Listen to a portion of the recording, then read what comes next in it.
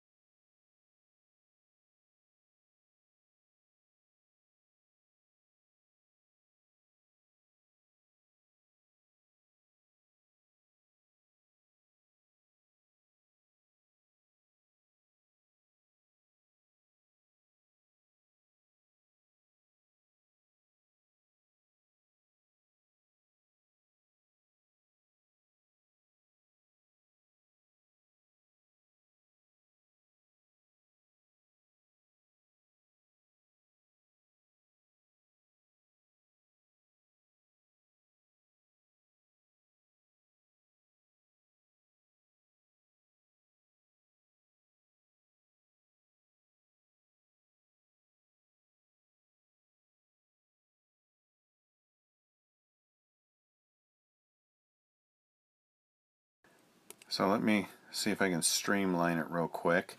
A vertical line test on the original function tells me whether it's a function.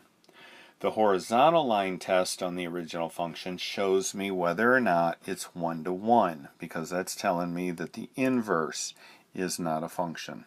Alright, so let's stop there before I get you really confused.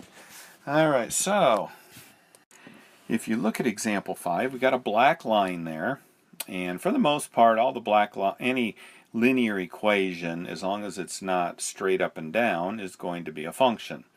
Okay, so when you look at that and you do the vertical line test, you can say, yeah, it is a function. When you do the horizontal line test, which is that red line just below the x-axis, you can tell that the inverse is a function, so it is 1 to 1. Now when you look at B, vertical line will tell me that it is a function. The horizontal line says that the inverse is not a function. So it is not 1 to 1 because the inverse is not a function. Now C, you do the vertical line test, and you find out that it is a function. You do the horizontal line test, and the inverse is a function, which means that it is 1 to 1. So that's good. Alright, D tells me that vertical line, it is a function. Do the horizontal line, it is not, the inverse is not a function, therefore it's not 1 to 1. So therefore you can just look at a picture and draw the horizontal line and determine whether that function is 1 to 1 or not. And they'll be asking you that. Alright, this next section is called finding formulas for inverses. And one thing that you'll find about this is when you're given formulas, life is so much easier. So top of page 353, there are a set of instructions, and it says if a function f is 1 to 1. Okay, so this only works for functions that are 1 to 1. You have to determine that first. A formula for its inverse can generally be found as follows. Alright, so we're going to do that. We're going to do that with this first one. Okay, this is from a previous example. So we know that it is 1 to 1, so we don't have to test that. Alright, so we've got that. First thing it says, replace f of x with y. Okay, that's step 1. That's not too bad. I think I can handle that. Step 2 says interchange x and y. Okay, I think I can do that. 3 says solve for y.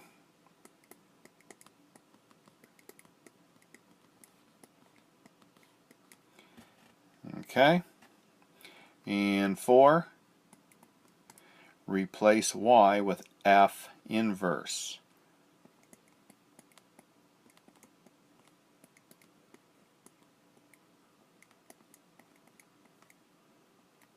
Okay, did I do anything that took much effort? No, I did not. Okay, so what we just did is we found the inverse of this function there. Okay, that's the inverse. If we were to graph this right here, and we got a line that looked like this, okay, the inverse of that is going to be it being reflected across the x equals y axis. So if you graph this one, it would be kind of over here somewhere. Okay, so it would look like that. Alright, so let's go to example number 7. Number 7 says graph. So, well, basically, if you look at page 354, top of the page, didn't even realize this was in there, there's the graph of both of those. Okay, so notice they reflect across that x equals y axis. And yes, they're both it's a 1 to 1 function because horizontal line test on the original will only go through 1. Okay, so let's look at example 8. Consider g of x equals x cubed plus 2. Alright, we're just going to follow our steps. First thing, determine whether or not the function is 1 to 1. And fortunately, they give you a graph on the left, and it is 1 to 1. So let's go ahead and do this. 1 says replace g of x with y.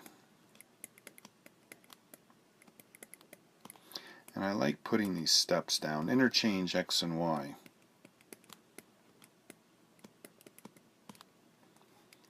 Three, solve for y.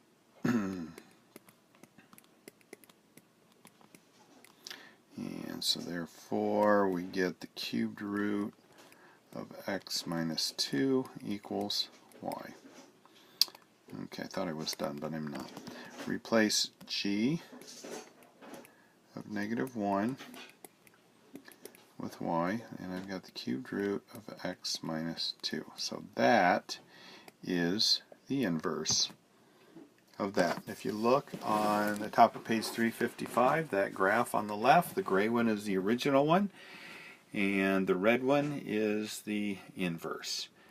And you can see that on the gray one, when you do the horizontal line test, it is a function and it is one-to-one. Alright, inverse functions and composition, and then we'll be done. So the inverse functions and compositions, this is pretty much just to show that one is the inverse of another. So like in example 9, they give you f of x equals 5x plus 8, and they also give us f of negative 1 of x equals x minus 8 over 5. So what they're asking us to do is use the composition of functions to show that this is the inverse of this. So that if we were to go through the steps, the 4 steps, we'd actually get this. So looking at this and looking at this, are they inverses? Well, the way to do that is we do two things. We first of all take the inverse. Whoops. There we go. We take this composite f of x. Okay? And if we do that, then that must equal f negative 1 f of x. Okay, so that's what that means. It means this here. Alright, so we do that, and we get f to the negative 1. What is f of x? F of x is 5x plus 8.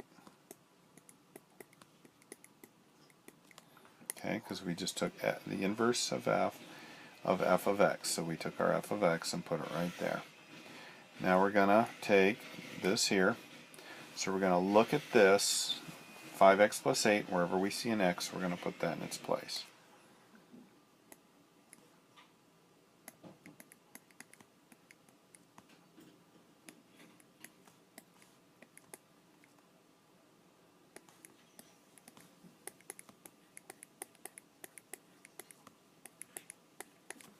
Okay?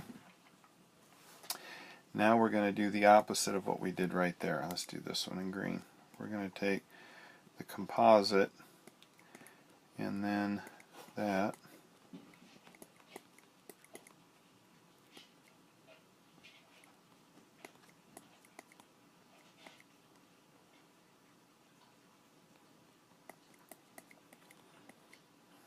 And that will give me then f of, what is f of negative 1? Or the inverse.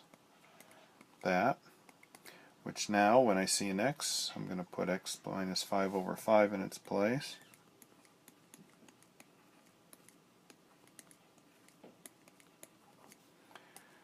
That gives me 5x.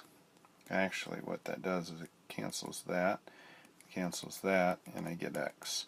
So because that and that are equal, then I know that they are inverse functions. And we will call that well and good for 4.1.